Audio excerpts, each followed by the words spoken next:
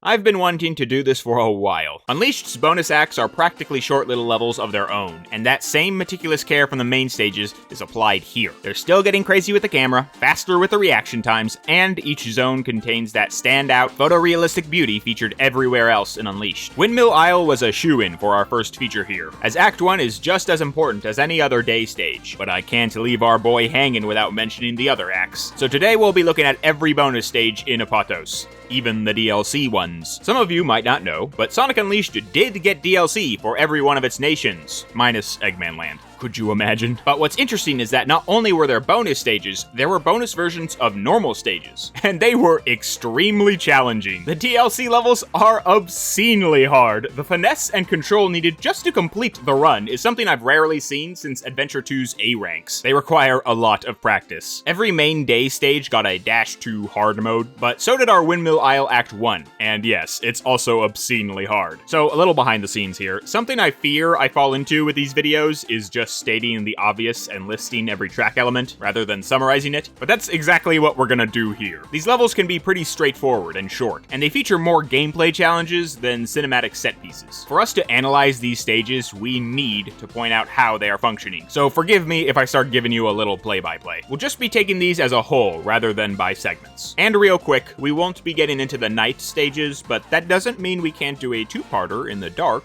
later. Anyways, without further ado, let's start with Windmill Isle Act 1, or what I like to call Intro Isle. You see what I did there? Ah, here we go. Right, Sonic?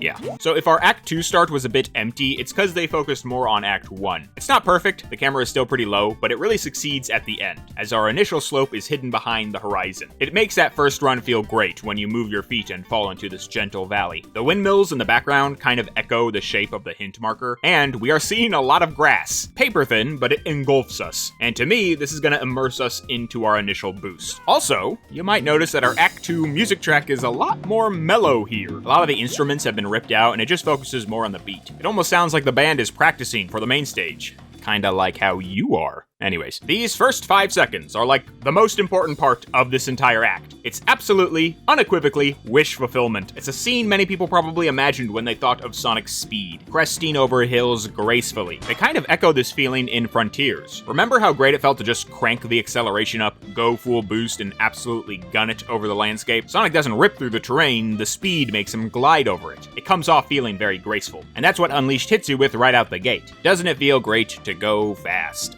Of course it does, you're Sonic. Now, you're probably hinting up before going down, but even a normal jog here feels eloquent because the geometry is so smooth. Those slopes are just begging to be plunged, aren't they? But what ties up this whole moment in a fine little bow is the sound of Sonic's footsteps. It follows with the grass we were attacked with earlier. That trilling, sort of wet slap of the terrain pairs so well with the intense speed, reverberating of the grass, gliding into the dips. Ah, it's perfect. Kinda like as we saw in Act 2, Unleashed wants to immediately show us how it feels to play this game. We're gonna chase this high for the rest of the game, so let's keep moving. Our first and only auto hint tells us that grabbing rings makes us go faster. Well, that's fun. Let's see how it pairs with our boost. Although it is hard to grab those wide packs. Hey, wait a minute. The rings are following me. Another wish fulfillment double punch. Rings make you go fast, and going fast collects the rings. Just the permission we need to keep boosting. Now we got our first big drop into a big loop, which always makes me think my screen is tearing. A classic loop, you know they had to do it to us. But this is more important. A giant jump between islands. A clear illustration of all that momentum we've been picking up. And an example on how we can use it. Funny thing is, this leap is actually handheld. Just walking over it will automatically soar you over. There are very little opportunities in Act 1 to lose a life. Tackling this all in a single combo, as we're encouraged to do in the future,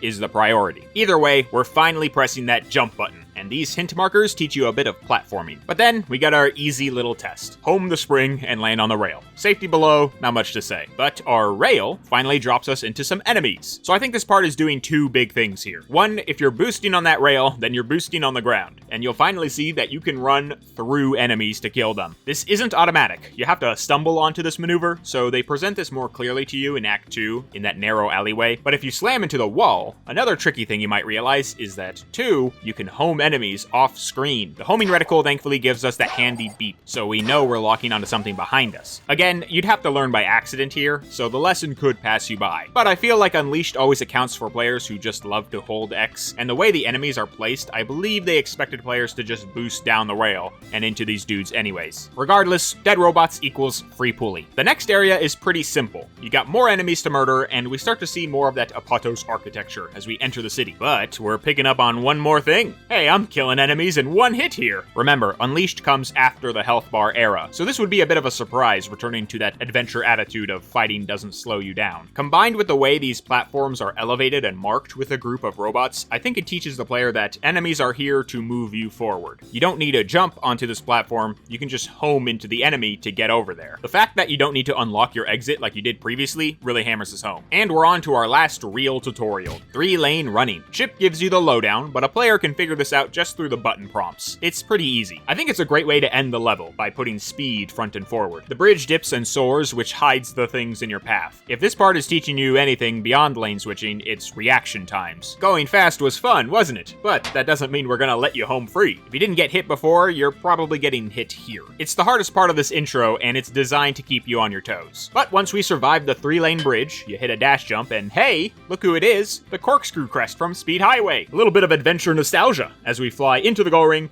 and finish intro aisle. And what a start. I hammered home how Act 2 teaches you the feel of Unleashed, but Act 1 sort of teaches you the speed of it, with some controller tutorial, just in case. Besides the platforming in the middle, a lot of it is devoted to showing you the mechanics of boosting, how the rings get collected, how the momentum carries you, how you can use it to harm, how it might become a challenge. A lot of the actions are instinctual. I feel like homing is the only real button you gotta learn if you're new to Sonic. However, my favorite thing about intro aisle is that the tutorial still acts as a level. All the hint markers are still shoved to your sides. You can avoid them if you just continue forward. You're also allowed to S-rank this thing, and it's actually kind of hard. Well, maybe for this guy. The rings will save you here, not your time, and you have to really practice nabbing those fat stacks at the start. It's like a test of your boosting finesse, more than how fast you complete it. And that applies to the whole level. Act 1 teaches you how to boost. Act 2 shows you how it feels to use that boost in a level. It's a fantastic pairing, and I'm sorry I split them up. But we can't talk about Act 1 without mentioning its bigger, uglier brother. No, not Act 2.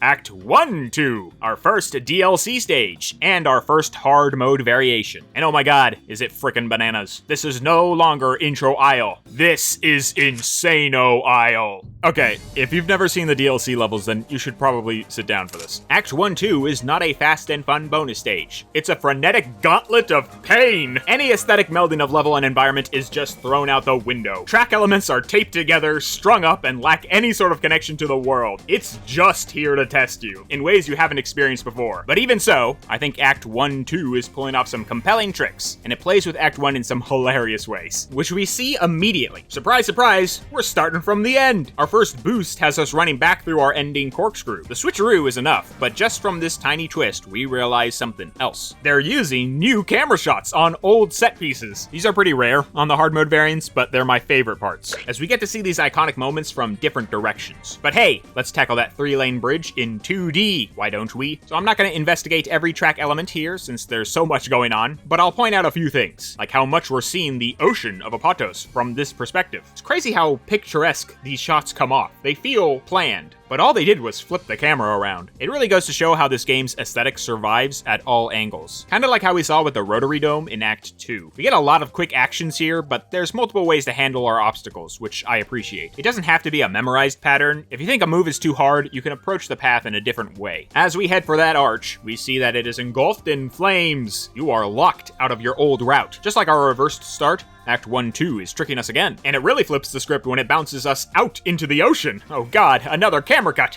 But we're still in 2D. We can breathe. And look at that, over there, it's our pulley zone. We get to see the full spread of this thing. See, I love how this act plays with the locations we previously sped through. It also plays with the architecture we keep seeing in Apotos. Ever want to jump through those little circles in the monuments? Well, on Insano Isle, you can. The fact that they hit a damn rainbow ring in the center makes me know they're having fun designing this stage. Like, why not, right? If we have a row of floating platforms for no reason, let's just send them through the damn circle. But the pulley zone has been invaded by egg launchers. A row of them launch their missiles as you spring pull up. So, you don't need this many rockets. 8 missiles are gonna hurt Sonic just as much as 1. But it's not there for challenge. It's there to scare you. The move out of here is even fairly simple, but you feel that hard mode tension when you got a platoon of these dudes trying to kill you. So let's get the hell out of here. We make our turn, and now we get to take our giant jump from the other side. There's actually no difficulty here. Your momentum will still carry you over. But even so, there is this collection of platforms waiting to save us, and the camera will randomly follow Sonic from the side. Just for this area. We see no islands from here, just the clouds melding with the sea. The effect is hypnotizing, but no one's falling down here. Let's go forward. So this jump isn't difficult, but this is hard mode, right? If we can't fit in the difficulty, we still want you to feel the fear. A lot of the DLC levels have sets of enemies who basically don't touch you, if you're boosting. It can feel redundant, but just like our egg launchers, they're there to add a bit more drama, a bit more action. Kinda like these bombs too, as we climb up our starting hills. Easy to avoid, but you know they're there, waiting to hurt you if you make a wrong move. But look! It's our start! Actually, just kidding. Some prankster swapped the goal ring with a goal spring. And congratulations, we're 1/3 done with the stage. Let's keep going. 2D time! So the hard variations of these stages also let the designers test out some other gameplay concepts. Like this traveling platform. You must hop over bombs, home enemies, and keep with the big cracker. Talking about myself. It's weird. It's different. It honestly doesn't feel great. I'm glad they shoved this one to a bonus act. But the slow movement of the platform lets us catch the entirety of Intro Isle beyond us. I know I keep going off about this, but different perspectives, old favorites, from a new angle. We're so familiar with this that seeing it from here feels like we're breaking the game. What follows is a lot more 2D. Again, they're multiplying track elements to make it feel more intense. We really see this with all these damn spike balls. With our last bounce pad, we do some wave ocean forehead flying, and finally make it to the top of that damn hill. Okay.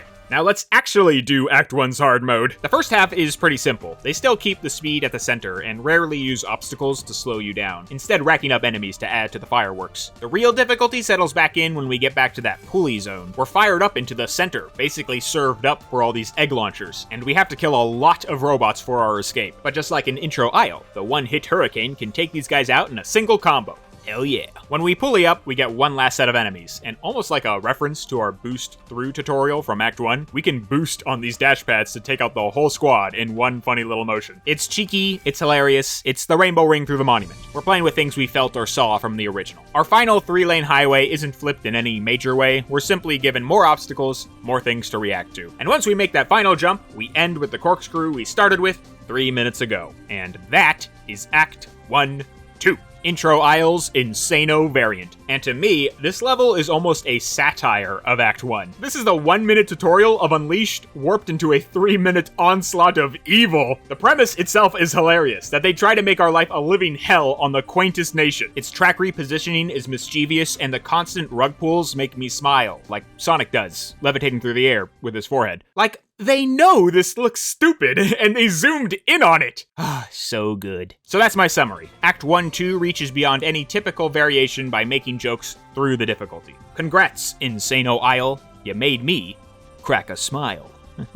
Nice, Adam. But it's not the only Dash 2 on Apotos, as our main day stage got a rework as well, and it's got some tricks up its sleeve that we can't just skip over. Let's get familiar and check out Windmill Isle Hard Mode.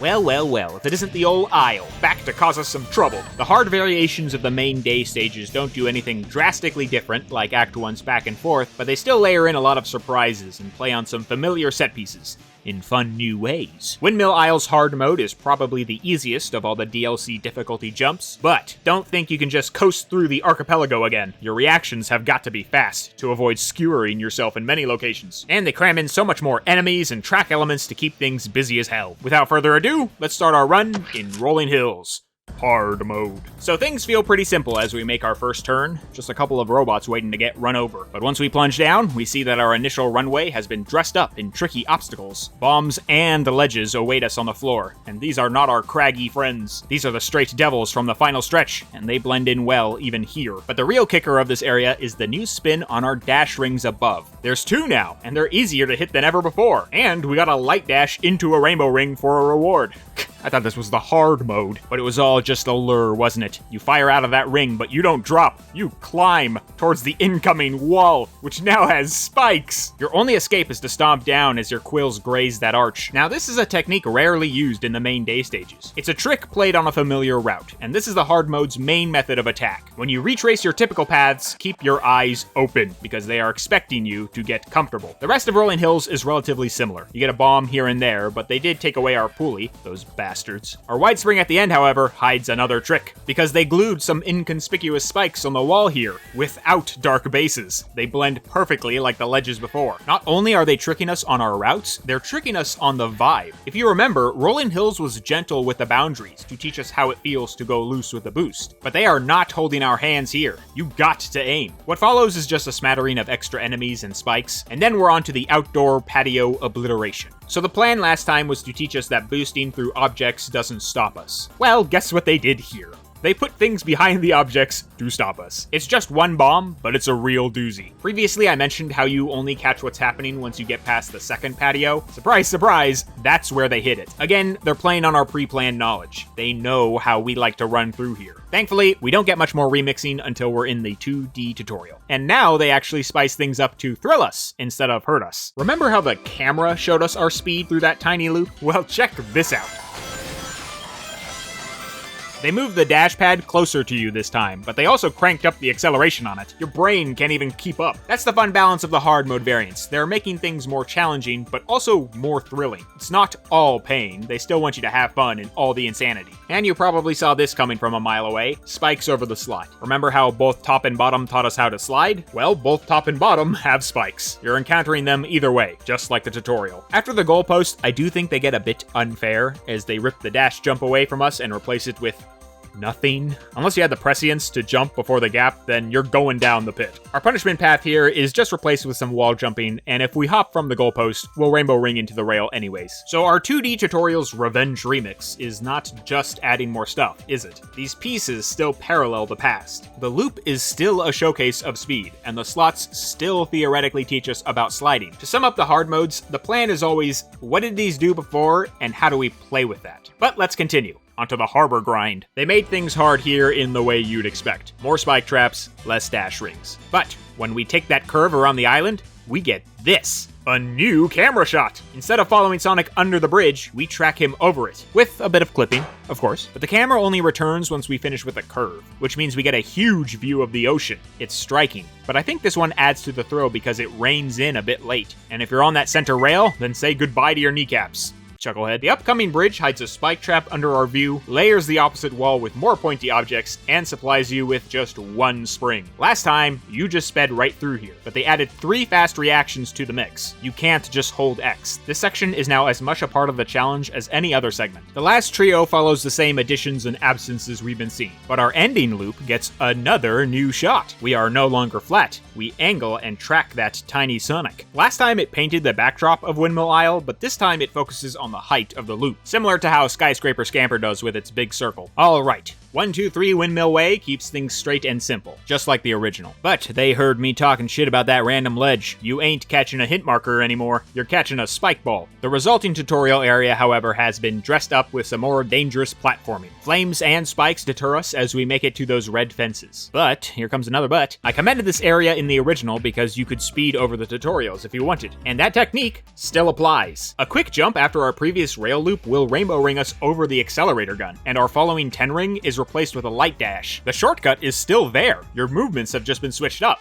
Neato. Sliding under our next slot reveals another new camera shot. But this time, the added aesthetic thrill can screw us over. Not directly, things aren't very different at the bottom, but we're no longer hands off for our new camera shot, are we? We are gaming through it. It's tame, but we'll see them prey upon this more in future levels. Hey, more enemies on our dash pad climb. Let's bounce our way to the end, but wait, hold on. Our homing pattern is more than different. It's completely gone. There is no resulting spinner to save you. Pressing forward will drop you right into some spikes. So wait for your marshmallow. And a free Adam tip. Remember that slot with the camera change? Jump and boost right out the gate. and you'll rainbow ring straight to the treachery. Hot dog! Now onto the rotary dome. We got a 3-piece and a 5-piece for our trick jump panel. But funny enough, our failure route is exactly the same, devoid of any challenge. So if you miss the tricky QTE, you just jog right on to the open air alley. And nothing new here either. Our right path is exactly the same, and our left now has a flimsy gate. I could see this being used to mask the shortcut, but you can literally see the ring trail through it. All we got here is a new light dash trail, and 2 enemies waiting to become party poppers. Slot with spikes, you know the drill. Some more enemies replace one of our pulleys, but our camera doesn't get as close as it used to, which honestly helps us, because they snuck some bombs up the path. That's the odd part about Act 2 too, it actually gets easier near the end. So does the original, but I was expecting them to layer in a couple more surprises, similar to that curvy bridge in the harbor grind. However, we're almost done, as we dash jump into the 2D top-off. This part also is relatively untouched. Sure, the accelerator guns are a bit faster, but the route is near identical besides the odd spike trap. And yet, we can sneak one last surprise camera shot out of here. Firing up as instructed will hard cut you above the upcoming turn, as we watch Sonic take some rings through the air. An extra sliver of thrill, right before our final stretch. Failing the QTE here brings us back to that devilish ledge from the original, with no additions. I mean, why change it? It was vicious enough to begin with. And we'll find another if we nail that QTE, because our last rail also gets nasty, now ending with a very hard to catch spike trap. Finally, we lose our rainbow ring savior, and that ending ledge got a whole lot pointier. Whew.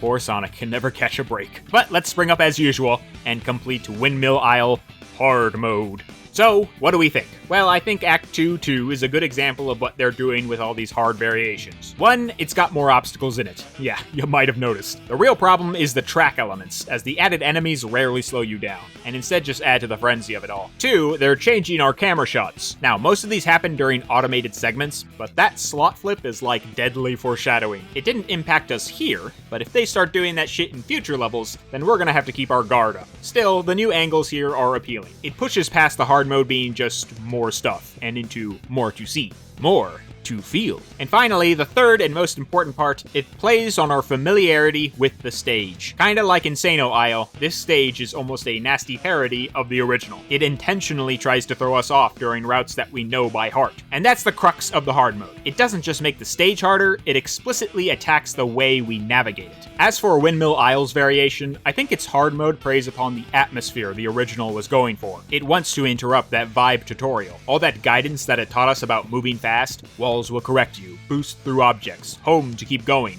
is now flipped. Walls now have spikes. Objects hide bombs. Our homing patterns are flat out gone. It turns the easy breezy nature of Apotos into a memory test. You cannot speed through and relax. If you want to move fast, then you have to pay attention. But that's a lot of drama. Let's take a breather. This next bonus act is straightforward and fun. It's an easy completion, and it won't take us long. Time to catch our breath on Windmill Isle Act 3. The Sea Breeze Sidelines. So this track is weird. Not in its layout, but like, conceptually, not counting Act 1, it's Apotos' only bonus act in the main game, and it's reserved for a rail grind challenge. You'd think they'd keep things basic for the first extra serving of Unleashed, and put in like a short normal course, but I could surmise a reason. This level is a good way to represent how bonus acts of Unleashed act. It's a short challenge tied to a specific mechanic. You see this used further with the Drifts of Savannah Citadel Act 2, the platforming in Dragon Road Act 3, and the triple lane gauntlet of Jungle Joyride. Oh, Autobot, you got some bonus levels, don't ya? Anyways, it extends something you're familiar with from the day stage. For Windmill Isle Act 3, it's an extension of the harbor grind, but now in a giant circle, and mainly in 2D. It also shows off how they can dress up these environments to a different time of day. For now though, let's begin this grind and take it per rotation. Our first corner starts fast. You hear that acceleration before you even put the iPad down, and Sonic has to get in that rainbow ring or he's dead. But that circle fires us up in a fun way, as Sonic arcs before he hits the rail. The response is fast, but the arc is slow. You already knew that, but you're gonna keep seeing it in the next minute as the routes quickly branch vertically. The jingle of the rainbow ring is gonna bombard you as your reactions are forced faster and faster. Meanwhile, we're getting a pretty varied archipelago in the background. Most of Apotos is displayed as larger, craggy islands with cities on top, but these rocks are tiny, and the communities are even smaller. It feels like a new locale within Apotos, and that orange haze of dusk carries that feeling. Eventually, we get 2 extra rails and we go 3D, similar to the harbor grind. The spikes come at you fast here. They always get me on replays. But the coup de grace of this little scene is the rainbow ring here. Taking it is all for show, but what a demonstration. You get a quick camera spin as Sonic slowly arcs over that near-miss bridge we saw coming up. It's funny because this feels slower than just grinding ahead. ahead. Sure, the points are nice, but it kinda goes out of its way just to make the shot happen for spectacle's sake only. And of course, that tickles me pink. Wonderful. But things are gonna get a lot more intense on our next rotation. The challenge is ramping up here, and so are the camera shots. This hard cut as Sonic climbs vertically comes out of nowhere. Same with this pan as he twirls through the following ring. It feels more hectic, but it also feels like it's purposely trying to hide what's ahead. These sneaky electro spinners, who I almost always hit. One last rotation turns us 3D again. And this is probably the set piece of this tiny extra stage. You have this broken 3-lane grind between these massive bell monuments. We've seen these a lot in the main stage, but never up close, and never this big. The challenge here is downgraded from our previous 2D segment, which makes me think this is more for spectacle. But it's working. It feels rewarding to grind through the center of all those towers we saw previously. We also only get one rainbow ring in this last section, after the onslaught before.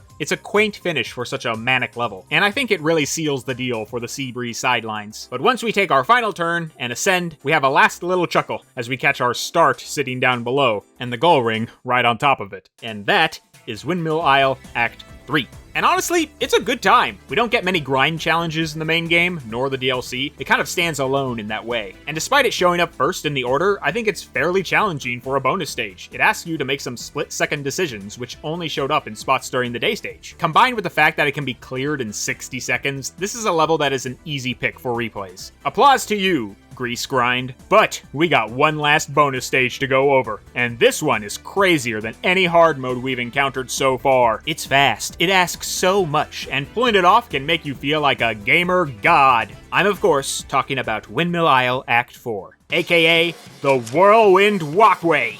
Dun dun dun.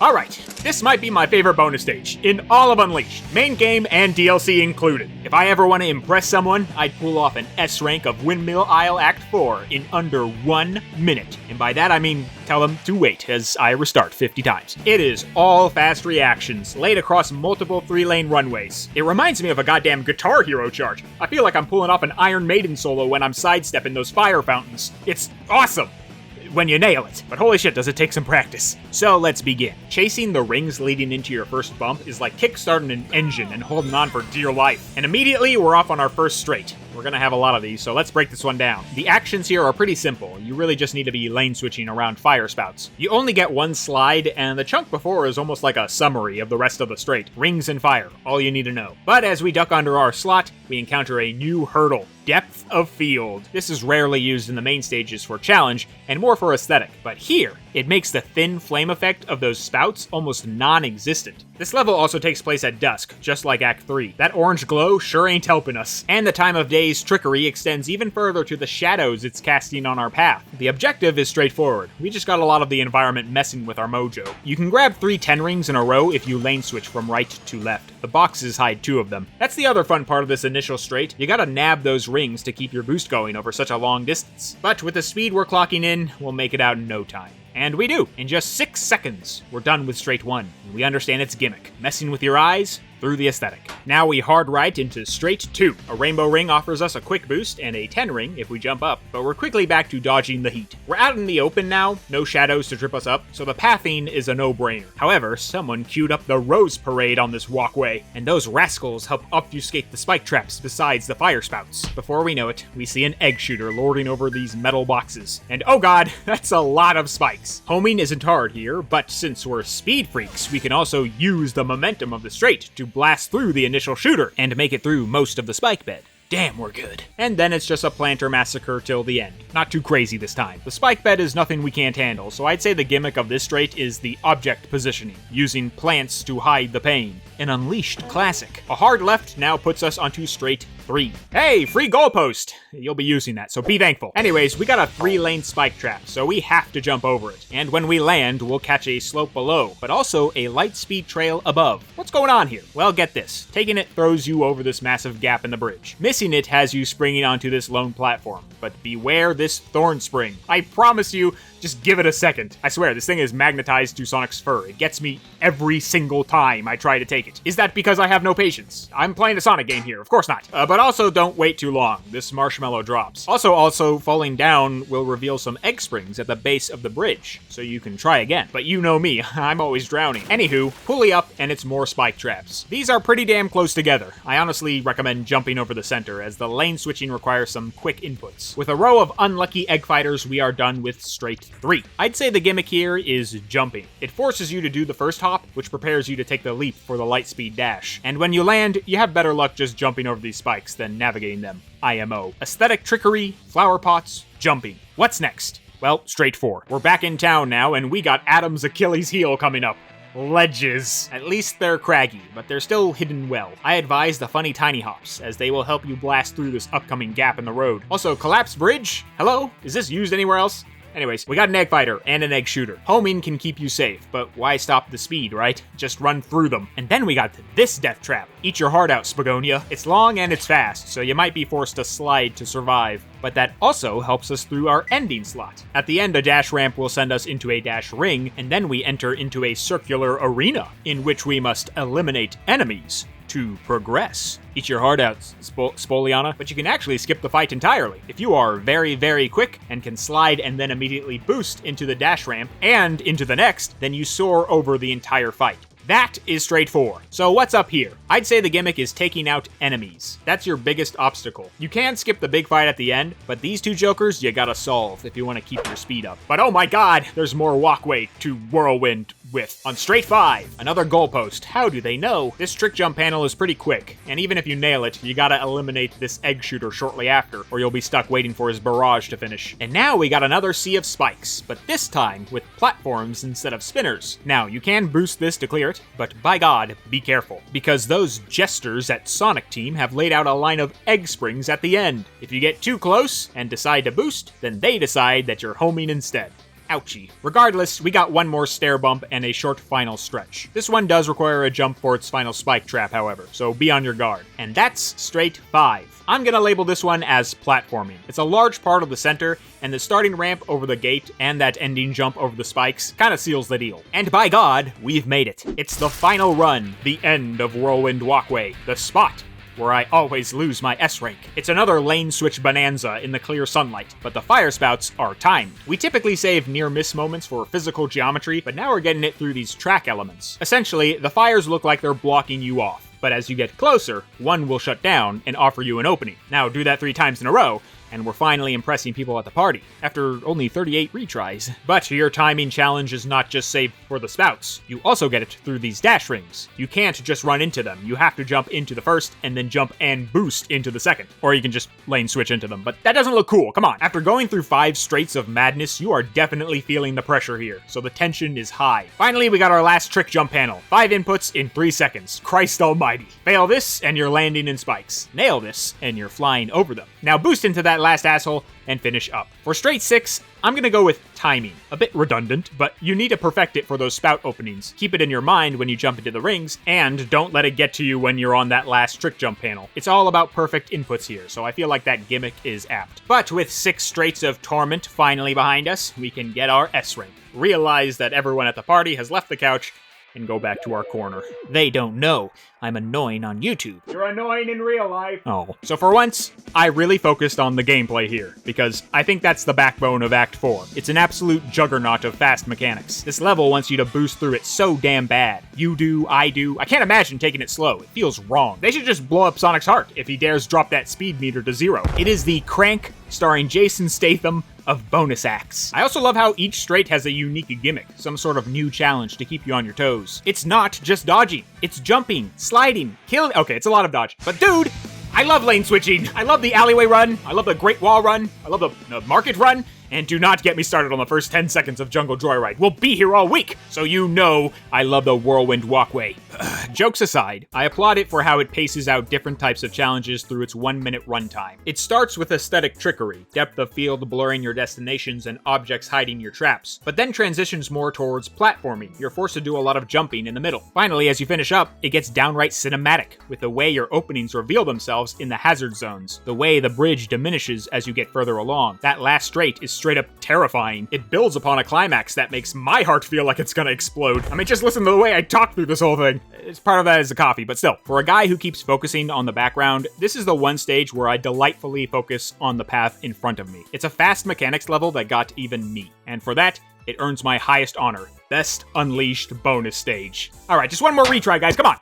So, how do we conclude here? I've sort of already summed up my thoughts on each stage, so let's look at them as a whole. If you play everything on Apotos, what do you get? Well, you get a varied collection of difficulty and environments, which really help fill out the archipelago nation. And I'm gonna highlight varied here, because the bonus of Apotos being the first real location of Unleashed is that it naturally features easy levels, paired with the extreme challenges from the DLC. Act 1 and 2 are, for the most part, tutorials, but they sit beside some of the hardest acts of the game. The jump between Act 1 and Act 1-2 is unfathomable. Imagine playing them in order, your brain would explode. Combine it with Act 4's memorization test, and you've got the best of both worlds. Easy breezy, and brutally fatiguing. But not only that, Act 1 is heavy on the geography of Apotos, while Act 2 focuses on the city. We're seeing a diverse set of environments within the nation. Green fields with sloping hills, along with crowded alleyways, and vast swaths of ocean. Let's not forget about the waters, too. Apotos is not just 6 courses in the port town, it goes everywhere. We see so much of the continent, at different times of day, too. The most surprising part, however, is that Apotos is actually not diverse with the gameplay of its stages. Act 3 is the only one that feels like it's focusing on a specific mechanic from the levels, but all the others feel like they were designed as full courses that take advantage of every mechanic of Unleashed. Most other nations divide their bonus acts into short gameplay beats, but Act 1, 2, and 4, plus their variations, can be played as standalone stages, which means if you divorced Apotos from the rest of Unleashed and were trapped with it alone, you'd have a lot of larger experiences that demonstrate the full range of Unleashed, with a rail grind course for fun. So Windmill Isle and all its bonus acts are a big meal. It contains my favorite mini stage of Unleashed, parodies of gentle starters, and it still remains one of the most beautiful locales of the entire game. By all accounts, a mixed bag of capital L levels,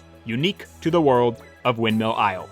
And that is how we'll end this supplementary episode. But for once, I want to know, what do you think of the gameplay from these stages? Also, could you label these levels as a whole? I think I got something going here, but I'd love to know what you think. So this was our first experiment with a video like this. It might need some fine-tuning, but I'd love to do more. However, I think they'll have to wait until all the main day stages are finished. That being said, which nation would you want to see me analyze the bonus acts of the most? It'll be good to know for the future. Also, don't worry, these won't interrupt our current order of videos. We still got another Generations comparison coming up, but not from Sonic's side. And this one is gonna need a first impressions video of its own. Kinda. You'll see. It'll be short, I promise. But the comparison will be long. You know me. But hey, regardless, remember to like, subscribe, hit the bell. This next comparison has been heavily requested. I'm telling you, you won't want to miss it. In fact, I'm gonna go start recording footage for it right now. See ya!